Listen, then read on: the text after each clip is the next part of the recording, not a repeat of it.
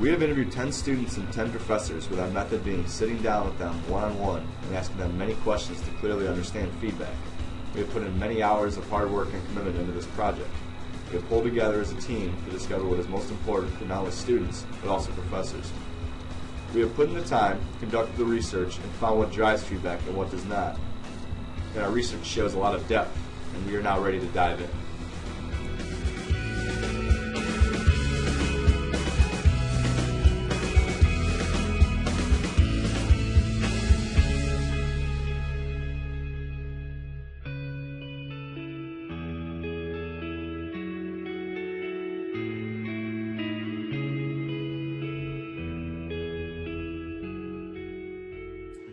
Feeling safe and comfortable is a crucial element to the feedback process. It sets the mood for the whole class. Students are not going to participate unless they feel a safe environment and a sense of community and friendship.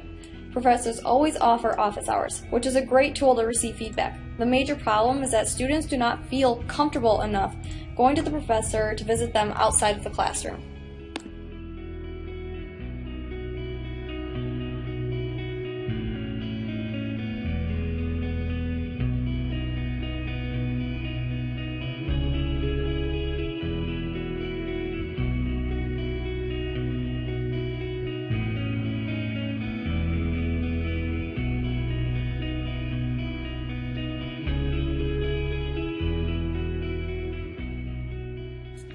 Once students feel comfortable, they get involved in the classroom. They don't like listening but doing activities. Once there is student-teacher interaction, it allows for feedback. Students do not like dry topics. They enjoy music and sports, college and bars. Keeping it relevant allows the involvement to happen. A major problem is that students don't think they need feedback because school is so black and white. Bring your paper and pencil to class and do not worry about getting involved because you have 2 chapters to cover every class. There's little time for the involvement. Feedback is on the back burner in these typical situations.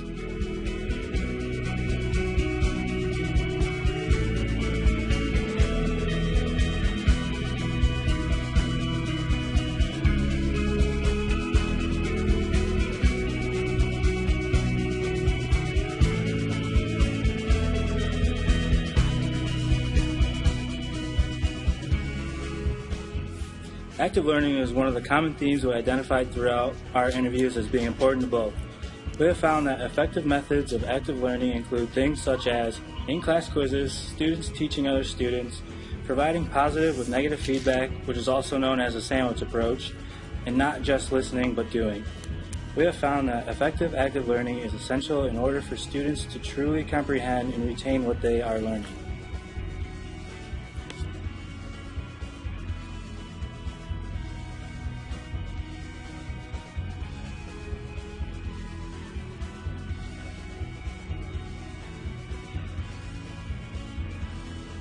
Feedback. Feedback. Feedback. Feedback. Through our research, we have found feedback to be a very important theme, which is why it was mentioned so frequently in the interviews. Students and teachers both agree that they need feedback, but they differ in the ways they feel that it should be given. Many students lack the motivation to go to the office hours and get feedback on their performance, which is essential to the learning process. Professors talked about formative assessment as being a great way to gauge what the students know and what they don't know, without having to take individual time to talk to each student. Yes, I think feedback is critical because I think that's how we learn.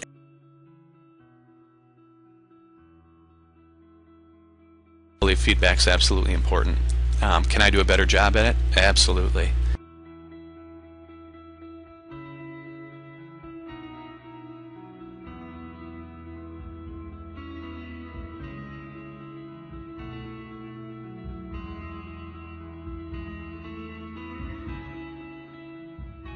A student is bound for success if they are active learning and get involved in the classroom. The professor needs to be relevant to keep their interest. Everyone agrees that feedback is very important and leads to success, but the problem is time.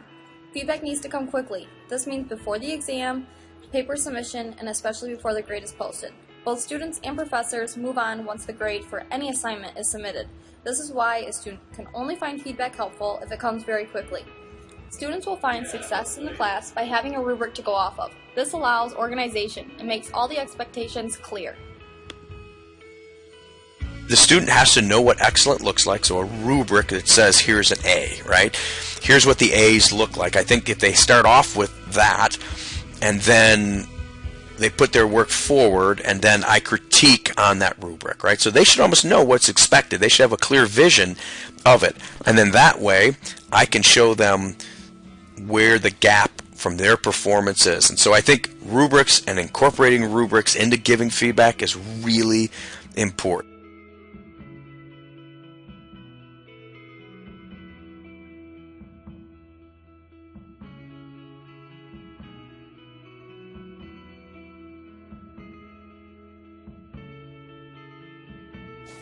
Time constraints seem to be a major theme between both professors and students. Both professors and students have extremely limited time in their busy lives, and when it comes to feedback, they tend not to make time for it. Both parties want feedback and find it to be tremendously helpful, but just aren't willing to put in the time to give it. They want something that can speed up the process and is easy to use at the same time. All I want is an instant conversation when I want to get feedback, not read a bunch of words. I text all the time. If I could send my profs a quick text message when I had a question, it would be so much easier. It'd be cool if I could virtually talk to my professors instead of an email or meeting.